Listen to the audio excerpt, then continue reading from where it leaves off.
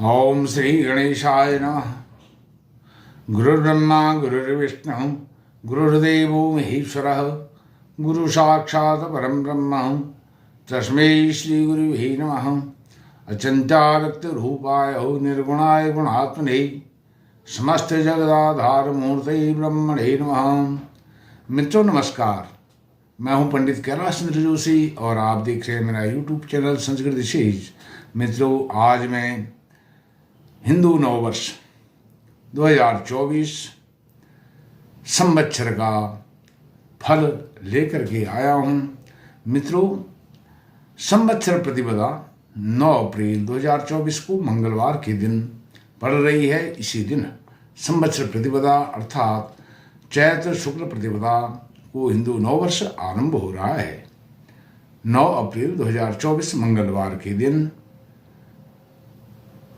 संवत्सर प्रतिपदा के दिन बताया गया है कि प्रातः काल निद्रा आलस्य प्रमाद का त्याग करके शौच स्नानादि से निवृत्त होकर के सत चित आनंद स्वरूप अचिंत अव्यक्त निर्गुण निराकार सगुण साकार पर ब्रह्म परमात्मा को हृदय में विराजमान करके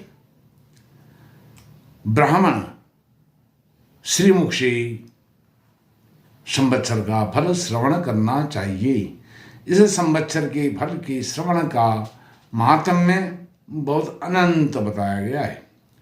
तिथिवारं च नक्षत्रं योगं करणमेव च पंचांगस्य फलं श्रुत्वा गंगा स्नान फलं लभेत। अर्थात तिथि वार नक्षत्र योग करण इन 5 तत्वों से जिस पंचांग का निर्माण होता है, पंचांग बनता है, उस पंचांग के फल का श्रवण करना, फलश्रुति करना, इससे गंगा स्नान के बराबर फल की प्राप्ति बताई गई है, पुण्य प्राप्त बताया गया है और ऐसा महात्म्य बताया गया है। इसका अर्थ यह नहीं है कि इस श्रवण के बाद, संवत्सर फल श्रवण के बाद गंगा स्नान नहीं करना चाहिए, ऐसा नहीं है। गंगा स्नान की समतुल्य इस संवत्सर श्रवण का फल बताया गया है।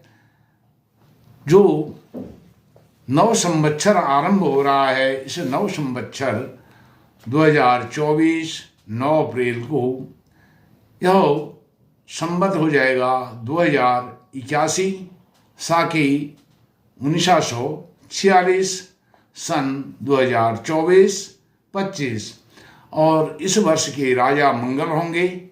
शनि महाराज मंत्री पद पर विराजमान होंगे और संवत्सर का जो नाम है वह नाम है कालयुक्त संवत्सर। कालयुक्त नाम संवत्सर संवत 2081 साके 1946 में 9 अप्रैल 2024 मंगलवार से प्रवृत्त हो जाएगा, आरंभ हो जाएगा। तो कालयुक्त नाम संवत्सर हैं वह अपने फलों में बता रहे हैं।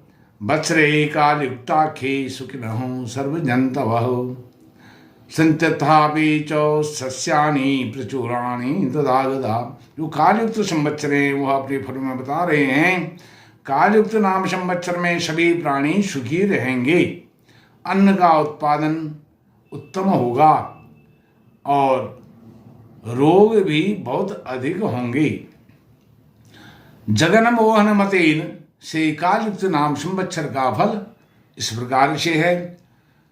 भौ शीर्घतागाओ भौ पुष्प फलद्रुमा भौ वृष्टि भवेन मेघा भौ सस्याच मेदिनी गौमहिषि वृक्षागा कांस्य पात्रादिधातव तत्सर्वं विक्रम्यान्ति कर्तव्यम धान्य संग्रह। जो जगनमोहन मत से कालयुक्त नाम संवत्सर का जो फल है वह इस प्रकार से है। गाय बहुत दूध देंगी और घी का उत्पादन बहुत अच्छा होगा।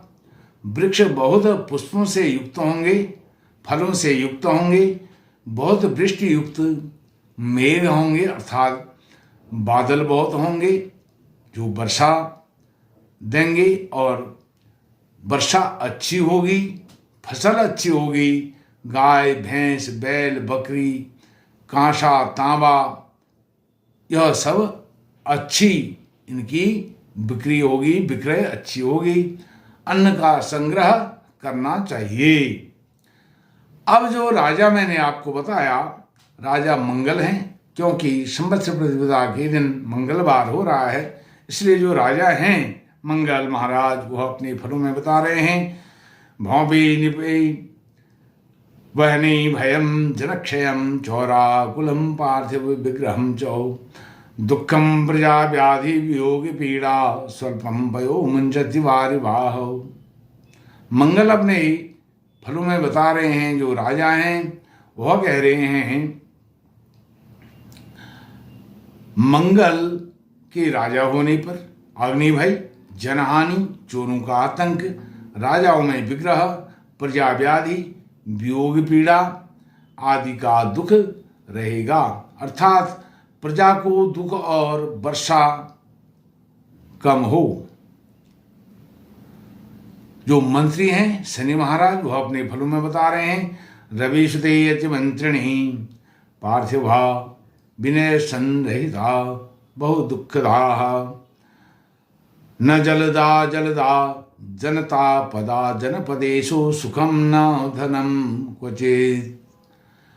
मंत्री शनि महाराज अपने फलों में बता रहे हैं, राजाओं में नम्रता विनय न रहने से उनके व्यवहार से प्रजा अत्यंत दुखी रहेगी, वर्षा बहुत कम होगी तथा मनुष्यों में सुख और धन की बहुत पर्याप्त मात्रा में कमी रहेगी। जो सशेष हैं वह हैं मंगल महाराज, वह अपने फलों में बता रहे हैं मंगल, हाथी, घोड़े, गधे, ऊंट और गाय बैलों में रोग बहुत अधिक होगा, जल नहीं बरसेगा, जौ, गेहूं, चावल आदि की खेती भी नष्ट होगी। जो धान्य से रवि फसल की स्वामी वह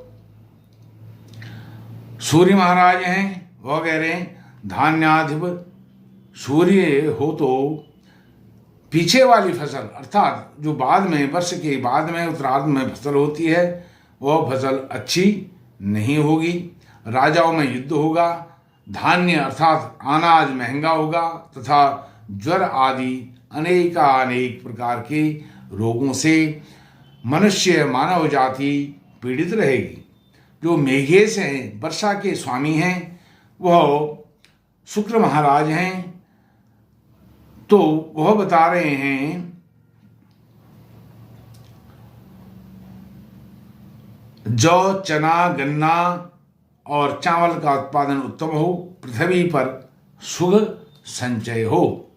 रस पदार्थों के स्वामी गुरु महाराज हैं, वह बता रहे हैं प्रजा को सुख मिलेगा, रशेष बृहस्पति होने से तृण आदि जो घास फूस पत्ते इस प्रकार की जो उत्पत्ति है वह बहुत अच्छी होगी। जन जन ब्राह्मणों की सेवा करने में तत्पर होंगे और राजा लोग हाथी, घोड़े, ऊंट, रथ आदि से युक्त होंगे, सर्वसंपन्न होंगे। जो निरस पदार्थ हैं, धातु हैं, उनके स्वामी मंगल महाराज हैं, वो कह रहे हैं निरशेषु इदाभौम प्रवाल रक्त वाश शाम रक्त चंदन ताम्रादि अर्घम अर्घम वृद्धि दिनी दिनी। मंगल निर्शेष होने से मूंगा, लाल वस्त्र, चंदन, तांबा और ऐसी ही अन्य वस्तुओं की दिन प्रतिदिन मूल्य में बहुत वृद्धि होगी। फलों के स्वामी हैं शुक्र महाराज, वह अपने फलों में बता रहे हैं पृथ्वी पर कोमल घास, फूल, फल आदि हों, बहुत प्रचुर मात्रा में होंगे तथा राजाओं को उत्तम भोग सामग्री प्राप्त होगी।